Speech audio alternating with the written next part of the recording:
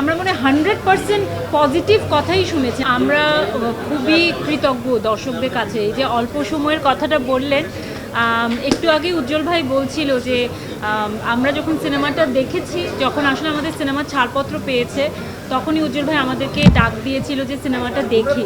তো সিনেমা দেখে আমরা প্রত্যেকে, আমরা তিনজন আসলে দেখেছি। আমরা দুজন আগে দেখেছি, বাসার আমাদের সঙ্গে আবার পরে আরেকবার দেখেছে, জয়েন করেছে।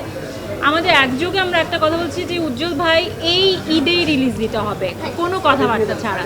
এবং উজ্জ্বল ভাইও আমাদের এক্সাইটমেন্টে উনিও এক্সাইটেড হয়ে গেল। আমাদের একটা বড় চ্যালেঞ্জ ছিল যে আমরা মাত্র, আমাদের হাতে 2 সপ্তাহ ছিল, আমরা কিন্তু খুব বেশি আগে দেখি না। আমার মনে হয় মে মাসের 10-11 তারিখে আমরা আমাদের সিনেমাটা দেখেছিলাম, তাই না? খুব এই মাসেই।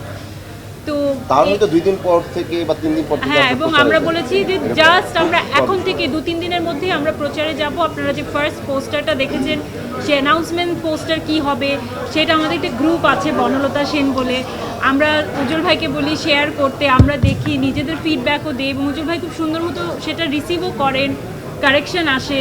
তো আমরা সবাই একটা সম্মিলিত, আমাদের একটা মানে প্রচেষ্টা ছিল যে এই সিনেমার প্রমোশনে আমরা সবাই যার যার জায়গা থেকে কন্ট্রিবিউট করি।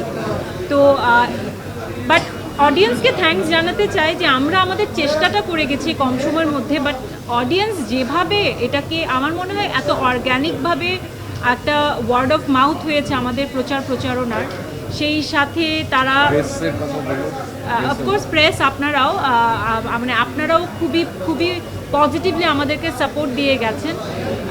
মানে আমি বলবো যে আমরা মনে 100% পজিটিভ কথাই শুনেছি। আমার মনে পড়ে না যে একটা দুটো আমি কোনো সমালোচনা বা নেগেটিভ কিছু শুনেছি।